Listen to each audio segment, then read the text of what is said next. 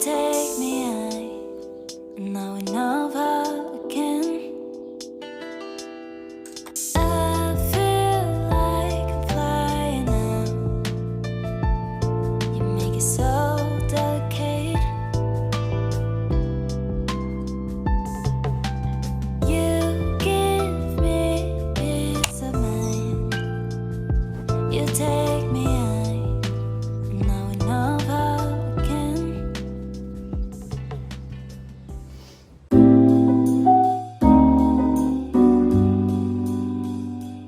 Bon dia, noies. Crec que encara no havia saludat el vlog i és que us estic gravant la meva rutina de matí d'estiu. Això és com la rutina més genèrica dels dies que literalment estic a casa, que em poso les normes del que vull fer. I aquí us vinc a mostrar una mica una rutina el més realista possible i ja està.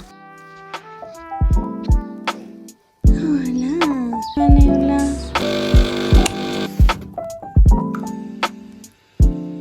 L'outfit que em vull posar avui és per fer feina, però alhora vull estar una mica mona per mi, per veure'm bé. He escollit aquest top que és així super mono i té l'esquena oberta. Al final això s'ha convertit en un bàsic. I uns pantalonets texans curts, però no d'aquests molt curts. Calçat no me'n posaré perquè estic a casa, però en el cas que hagi de sortir em posaré les bambes roses per anar a conjunt amb el top, que per si no ho heu vist, no m'agrada gens el rosa ni res. L'outfit quedaria així.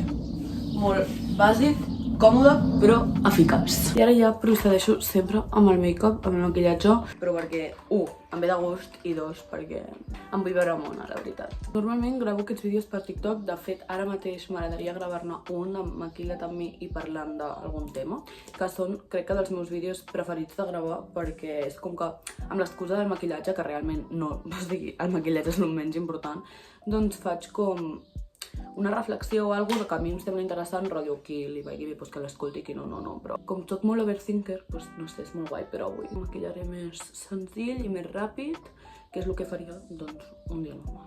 Mireu com tapa aquest corrector. Jo faig servir el Multitasker de Rimmel London, que no és molt car, i la veritat trobo que tant la textura com la quantitat de producte com el que cobreix val moltíssim la pena. Sempre m'aplico una mica de bronzejador a la part de la cella i l'ull i una mica a la part aquesta de l'ojera també.